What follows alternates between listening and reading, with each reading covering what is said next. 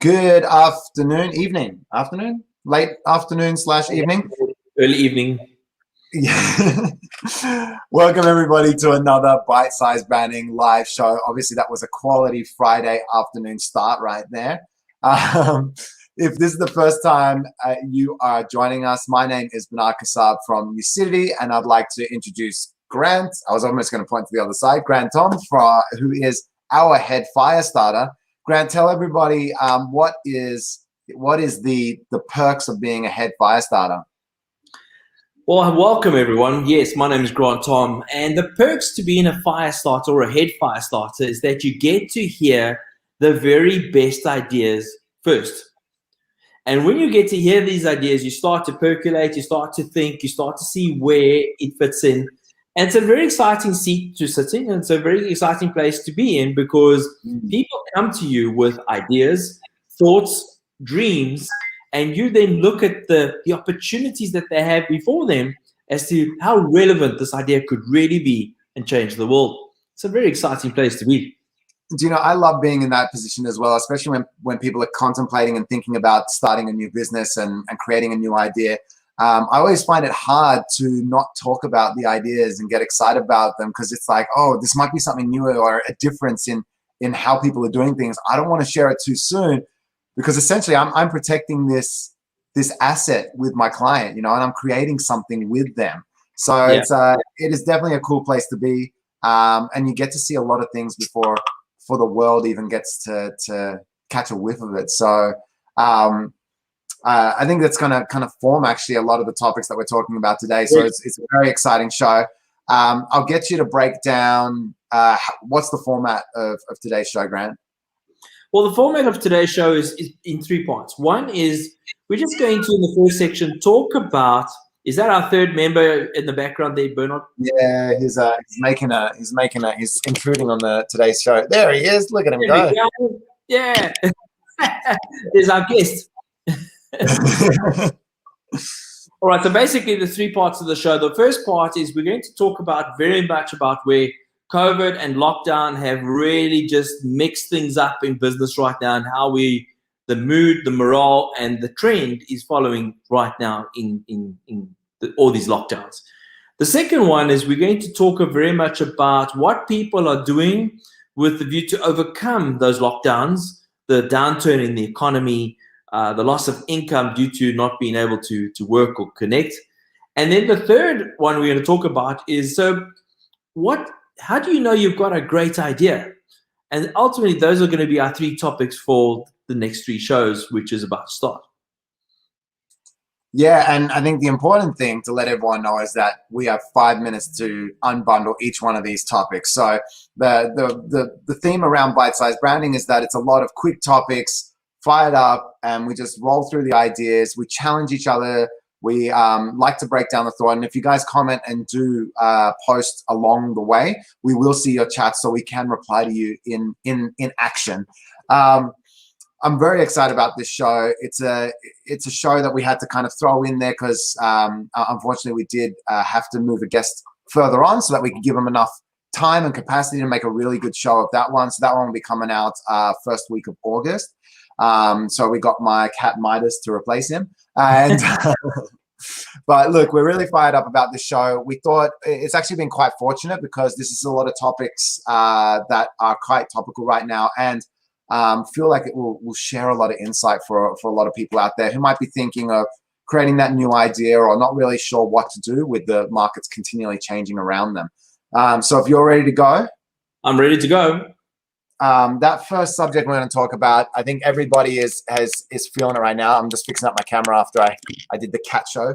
That first topic, I think that's interesting, everyone. Kind of understanding what's going on in the landscape, at least from our perspective, from what's happening with these lockdowns on and off in different cities all over Australia. If you're ready to go, Grant, I'll hit that little timer back there. I found a new spot for it because it doesn't, if I put it on my table, it won't show in the camera. So here we go. There it is. Fantastic. So let me start with the little bit I found in Melbourne. So after the 3rd lockdown, the morale started picking up quite nicely. We started getting a bit of momentum. People started coming back into the city. There was a little bit of incentivization with the view to spend and get rewarded by the government. And everyone went on a bit of a positive note, and it started to really just become quite free, quite normal, and everyone just got on with their business, and it really had normality attached to it, except for traveling overseas, of course. But the fourth lockdown, I think, is the one that broke the camel's back, in the sense that the whole momentum, the morale, the mood completely shut down, in the sense that even though you were told for 7 days, it went on for 21 to 28 days, and it hasn't really bounced back. And I don't know if it's the cold weather or if it's just the morale or people are just out of cash or just out of momentum. But said that, wherever a shop has closed, there's someone ready to take that space, and that's been quite interesting for me. Do you think people have also lost interest? They're kind of like, you know what, I'm done. I'm throwing my hands up. Like, once I go back to the office, you guys close the city anyway, so why even try? Like, do you think there's a bit of that? Yes, there's definitely a lot of that. And I think there's a lot of people from a stress point of view are just being financially stressed, don't have the means, can't deliver on the quality. A lot of things we take for granted, that we don't understand what the background to that business is all about. So as much as people may laugh and shrug their shoulders and act like there's no problem, I think there's lots. Yeah. What are your thoughts? So, like, as people probably know, especially because obviously a large part of both our networks are here Sydney based, we just jumped in our third probably lockdown. We haven't had that many, fortunately enough. It's proposed that it will open back up at the end of next week. Obviously, we have no idea whether that will actually be true. Right now, the numbers are always fluctuating around the 20s to 30s of cases a day. I think right now the momentum seems to continue. I think because it's such a short period of time and it's only our third time in, like, people they're barely even taking note of it. Everyone's being responsible, I think, overall. Staying at home if they're in one of those lockdown cities or neighborhoods. I think that's the problem with Victoria, right? Don't they lock down like the entire state every time something happens rather than just isolating it? Yeah, so I guess that's the benefit here, is we're just isolated to the different cities. What are your thoughts on, like, I had a friend just move to the US and they're getting 1,400 cases a day. Yeah. And they're still trading like normal. Everything's like normal over there. Barely a person wears a mask, etc. Do you have a perspective on that? What is your sentiment towards that? I think that the problem that we face is that I think that as much as those numbers are high, I think that by living through it in one instance is a lot better than trying to avoid it. I don't think you can outrun this virus. Yeah. I think we've lost a lot of money, lost a lot of momentum if we could have just stayed consistent. Yes, we would have had much higher cases, but I think just to get into lockdown hasn't eradicated, and it keeps on spiking. So therefore, I look at the investment lost, and I don't know if it warrants enough that sacrifice, that personal loss. I think living through it might still be the better way, because I think herd immunity is all about living through it and getting past it rather than preventing it and avoiding it. I don't think we can all avoid it. Yeah, and I think, like, it's a challenging conversation, right? Because we can see how well we've handled it here, testament. The rest of the world looks at us and says, "Wow, Australia, look what you did! Like, that's incredible," But on the other side, it does create this very domino effect across many, many industries. Like, even one of the clients or potential clients we've been talking to recently is in the insolvency space, and their industry has basically just flatlined because no businesses are going out of business because of all the incentives and everything, which have protected business, which have been phenomenal at doing that and supporting so many people through a difficult and very unknown period of time. Their industry they're not in the position to take any incentives because they're still running, but they're also not making the kind of money they used to because businesses aren't insolvent. They've got incentives supporting them all over the place. Wow, I did not even notice the time. I did not even pay attention to it. Oh man, I feel like there's so much more we could talk about in this subject. I lost track of the time. I was listening to the conversation. I was thinking, I tell you, I was like, what is that noise? Like, what's that? Oh, it's the time. I forgot all about it. I know. As soon as I heard the first beep, I was like, "Oh no, oh no!" Look, I think that's I think there's a lot that can be unbundled here, and I'd love to hear what people's thoughts are. I think there is I think definitely in Melbourne, it's a bit too savage. You know, you can't lock down an entire state for a couple of cases here and there. And I also see the side of the case where it's like it's not you can't eradicate something like this. It's never going to go away. How long can we keep trying to bypass it without crippling the country and crippling a whole heap of businesses? You know, Yeah. So it's definitely a lot of cards at play right now. And you know, I think testament, whether or not you like the current government, etc., I think testament to them for being proactive in doing things around each one of the individual states and individual cities. So, yeah, I don't know. What's your wrap up on that one? I don't think there's a right way or wrong way because it has never happened before, and I think therefore many people are applying many ways on how to handle it. And I think what will come out of it is that through this there'll be some tested methods that will work and some tested methods in future that'll avoid. I don't think that this is going to be over this year. I think this is going to be around for a couple of years still in our lives. It's going to take 4 to 5 years to eradicate and maybe to get some form of normality back. But I think what's sad is the fact that we forgot what happened 100 years and that we didn't pay attention that it could happen. And I think that was the biggest shock that happened to us in the world. And that momentous disruption to loss, I don't think it's unmeasurable as to the extent of missed opportunity this has created. But having said that, our next subject is all going to be about, you know, just because people were stopped, they didn't stop thinking. Yeah. And I think that's a really, really good point you bring up there, is that the world doesn't just stop because a couple of because it evolves or change. The idea is to be agile and evolve and change with it. And then you never feel like you're being left behind or missing out. And I think a lot of people, what I hope people get out of this is really appreciate how much Australia has to offer. In the times where you're not in lockdown, go out and experience Australia, because so many people travel to do things that they could do right at their doorstep. Yeah. And they choose to go over there and to do it. And there's so much here that we have at our fingertips. There are countries out there that would beg to have the kind of environment and economy and everything that we have here. So guys, really get out there and experience it and appreciate what Australia has to give, you know. Insane. We're very fortunate.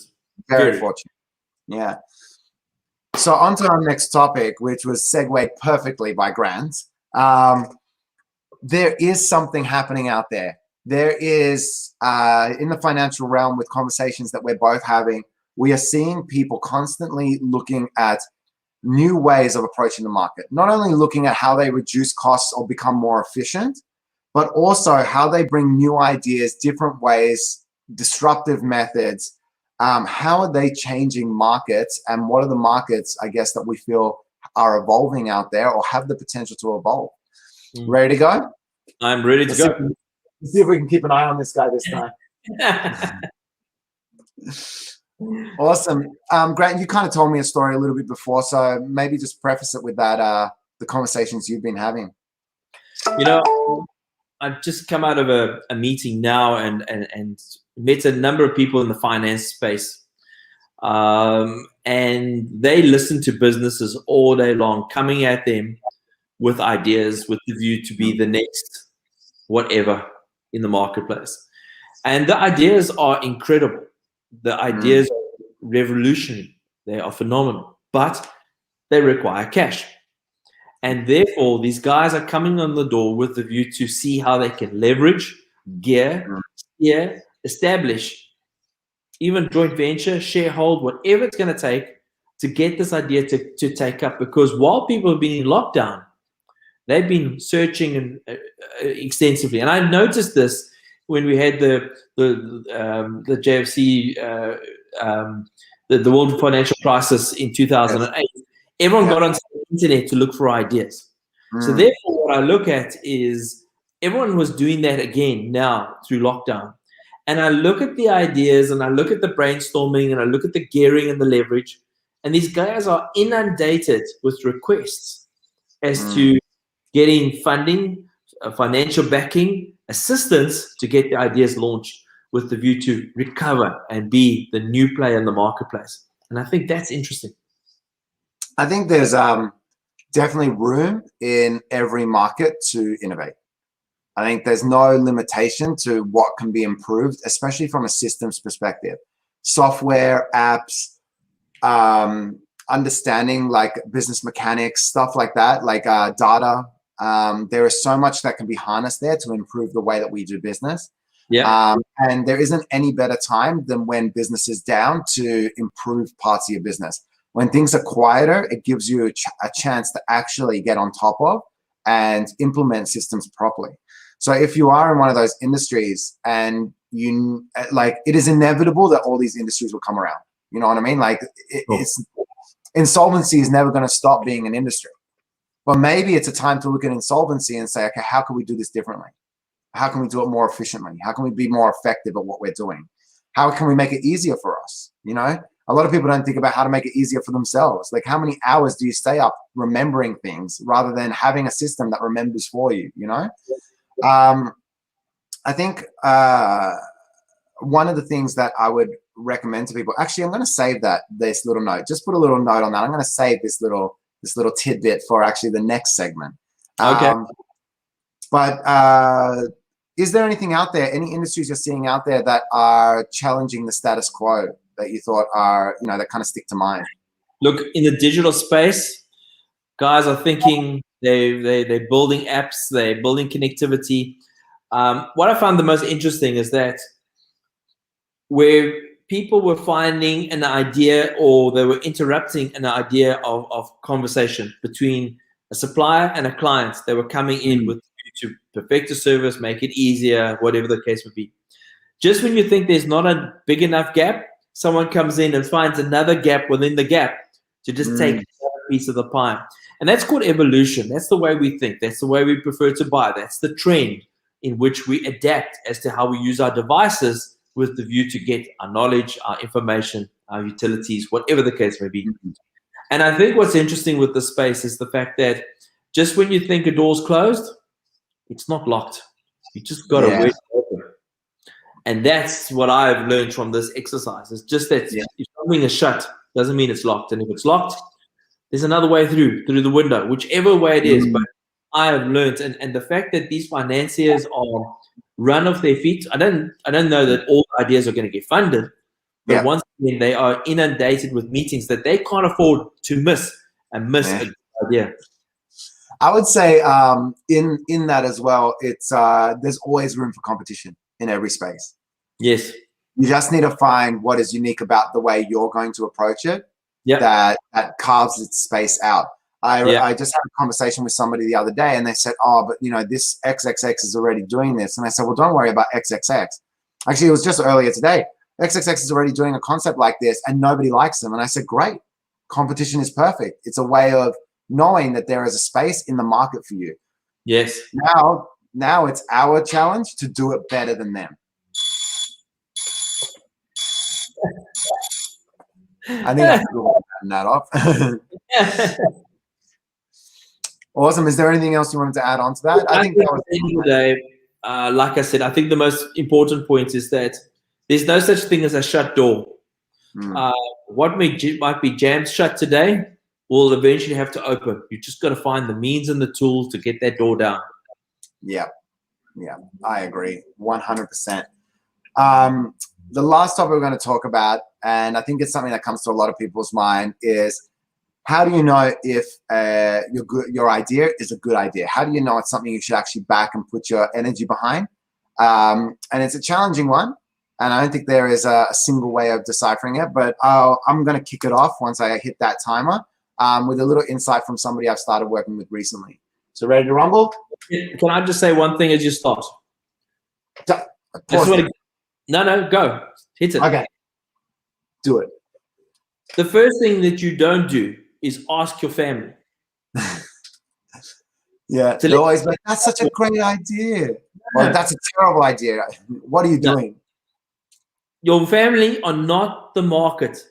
They love you. They're going to support you, whatever you say.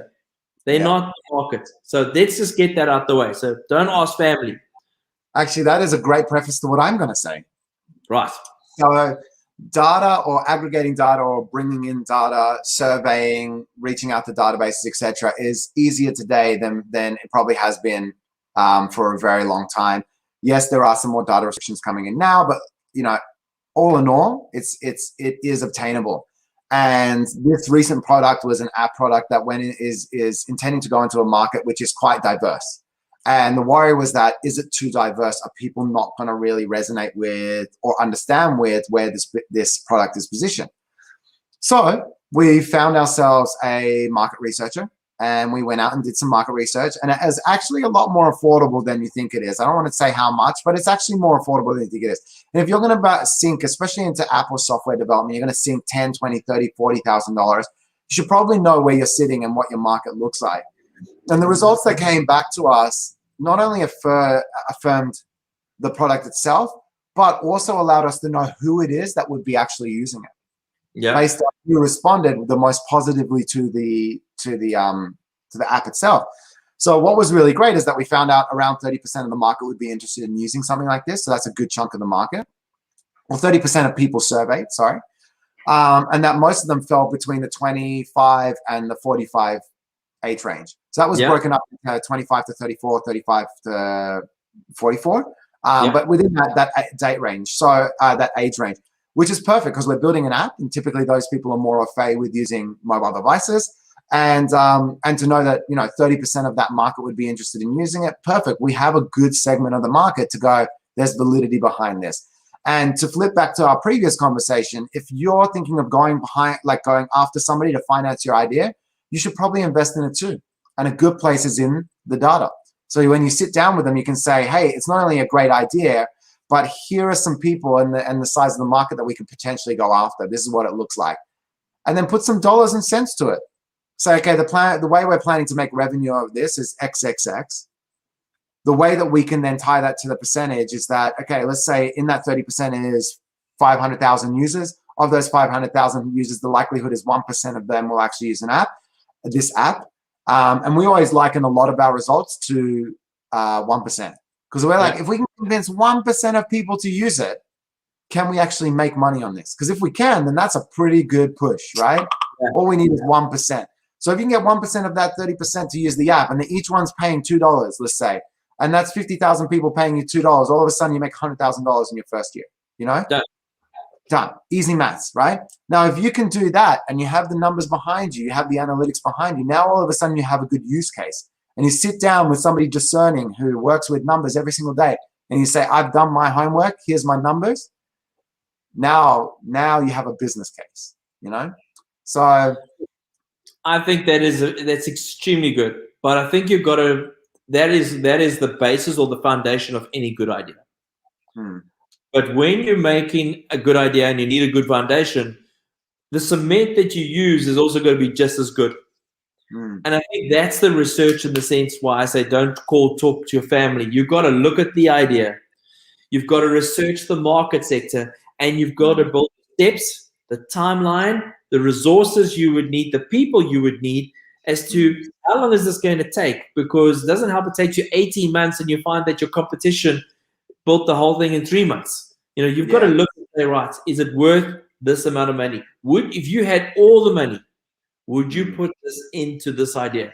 Or is it that because you're sharing the money or the load that you're relying on someone else to be your benchmark?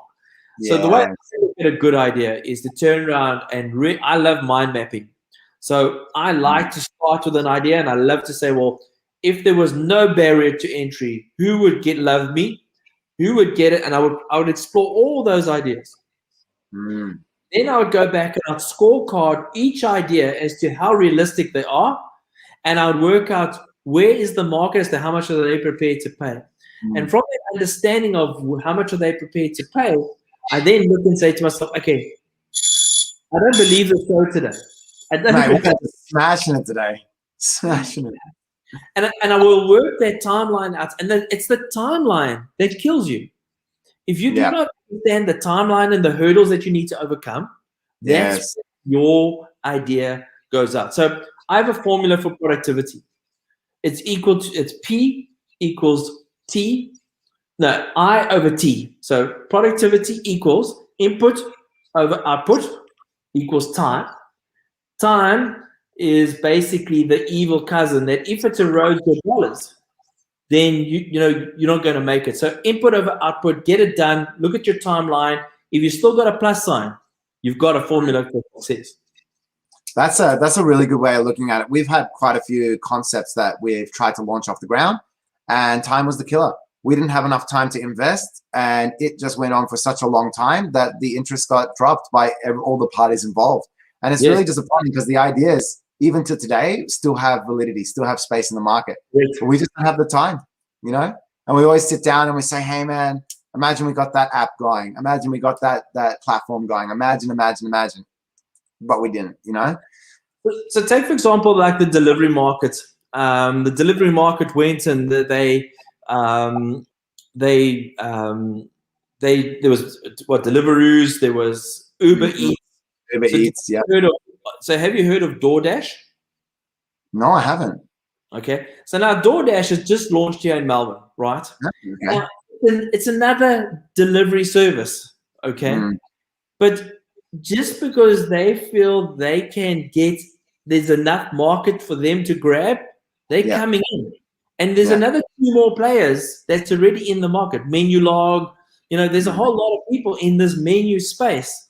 And yet, at the end of the day, the people are coming in and say, there's space for me. So there's people thinking all the time. Yeah. I definitely think there's room to be, you just got to understand before you get in. I think like the mistake with a lot of those rideshare guys that came into the market is they didn't know how to, or they didn't have the finances to incentivize drivers to get onto the apps. Yes. And that's what killed them, is that you didn't have enough service for people to go, well, that's a great service. Correct. And the issue with a lot of those spaces, even the delivery space, is in the end, you're fighting for the bottom dollar. Yes. You're fighting, like in the end, like Uber will only get beaten by every other driving app, rideshare app that is cheaper than them, that offers the same level of integration into their lifestyle. Just look at Diddy. That's literally what Diddy did. Diddy walked in, got the relationship with Google, is on Google Maps just like Uber is, so I can click on either one of the two. Diddy's price always looks cheaper, so why the hell would I pick Uber? It just doesn't even make sense. When you're competing on price and your best USP is being cheaper, then you're at a race to the bottom. And do I think Uber will, like, the issue is that Uber basically charted the path for every other rideshare app. They wrote the legislation, they got the regulations, they basically got it all written up, so they were doing it the right way. And then everyone else just comes in and leverages what they did. So they had to like hold all the cost to then let everybody else like take a free ride on Uber's back. That's a very hard position to be in, because now Uber can't be the most price competitive because they've got all these debts and costs that they have shelved out to build the infrastructure to allow rideshare to happen in most of the countries that they're in. But what you mentioned is that competition is good. And I think this is a fine point for them to backtrack and go for value more than for price and add the value.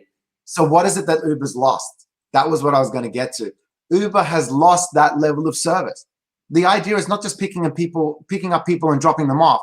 You're taking so much money out of the pockets of your drivers that even they would rather go to somebody else that pays them the same amount of money but charges the rider less, because they're no longer incentivized to give a good customer experience.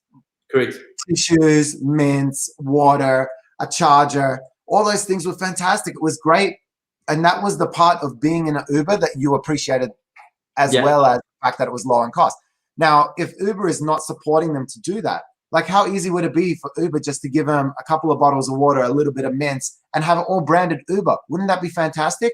Now, as a customer, I could ride with Diddy, but they give me nothing. But that's fine because I get a cheaper cost. Or I ride with Uber, which is still cheaper than a taxi, but I get all this stuff, water, mints, all this service. Now I'm paying for service. I'm like, if it's $2, $3 in the big grand scheme of things, who cares? And if I'm taking a long ride, I would rather the extra, extra finesses of the ride. Yeah. But right now they offer nothing. All they offer is that it's a cheaper price than a taxi. And I'm like, yeah, but you're not cheaper than the other ride shares. So that doesn't give me anything. No benefit. So it's an interesting space. I'd like to see how it levels out. I'm happy that there's other players in there. And I'm really impressed by the way that Didi or Didi, however you pronounce it, has infiltrated the space. Yes, I loved it. I've loved this. Yeah. So, yeah, keep those good ideas coming. There's always room in the market. Just know what you're bringing, what your edge is, and make your edge the focus, not the afterthought. I think my closing statement is don't reinvent the wheel, just perfect it. Yeah. I remember, I think it was Warren Buffett or somebody else I was listening to once. And I thought, like, it's an interesting take on this. He said, don't try and keep creating new markets. Be the one that services the next market. Correct. Exactly. To do new things is virtually impossible. But to fix something that's already trading is incredible. Yeah. And that's where you really cut out your niche, and you already know the market's there. It's already been tested. It's there. All you have to do is find your cut, just infiltrate it. Infiltrate your market. Awesome, man. That was a great show. Great wrap up. I really enjoyed that. Far out. We enjoyed that too much. Like, that timer was on us, mate. It was on us on every topic today. Every time. Jeez, it's chasing us. Thank you, everybody, for chiming in on this late Friday. Hope you're going to have an amazing weekend, all locked in your houses. Are Victorians allowed out of their houses yet? No. You're free, buddy. You're free. Wow. We did a switcheroo. So enjoy your weekend, Grant. Get out there. Hopefully there'll be some sun and you can take advantage of it. Everybody that tuned in. Bernard, Sydney's my favorite place, right? And I like to go there on a regular basis, but I'm either locked out or I'm locked in, one of the two. So I was about to say that. You're stuck either way, mate. Either way. You're like, yes, finally, I'll head up to Sydney for the weekend. Oh, man, Sydney. Couldn't hold it down for a week. Mate, it'll be great to have you out here when we can line this. I'm looking forward to it. I'm looking forward to it. And then we'll hopefully we can do it around another bite size, and we'll do it together in-house. Yeah, sounds good. Awesome. Everybody, please, as always, like, comment, share your ideas and thoughts about today's show. There was a lot of edgy topics in there, I feel, especially around COVID, business, and the right way to run it. Would love to hear what your thoughts are, and I think we have enough content in this show to probably run another couple shows on it. So whatever you add, whatever you write to us, we'll put it into another show in the coming months and delve into it a little bit deeper. The challenging topics. We need those challenges. Yes, we do need challenging topics. We don't want it to always be our ideas. We want your ideas. And I think the other thing is, if you want to be on a guest on the show, or you think there's somebody you've spoken to that has a really different way or some insights on the industry or the space around marketing, branding, and business, we'd love to have them on the show. So definitely throw some introductions our way if you've got them. And looking forward to the next show. We've got a guest on the next show as well. Ahmed from Zari. Zari is a phenomenal accounting firm that has really grown and continued to grow even through COVID. It's based here. It's based in Melbourne. It was originally an introduction from Grant, and they also now have office here in Sydney too. So two offices in Sydney. 2 offices in Sydney, mate. They're killing it. So we wanted to bring him on the show so he could tell all you guys what he's doing right. So looking forward to that one. Grant, obviously, I'm looking forward to the next show as well. In the meantime, mate, have an awesome weekend. Go and enjoy that freedom. And thanks, you enjoy the lockdown. Yeah, I will. I've got a cat. It is very entertaining. So brilliant. Cat and Netflix. That is the weekend. Cat and Netflix. No, just name dropping. Sorry? Just name dropping. Just name dropping. I got the cat and Netflix. Cool, man. I'll have a great weekend, and I'll see you in a couple of weeks. Cheers, Bernard. Cheers, awesome. Everyone. Have a great one. Have a great weekend, everybody.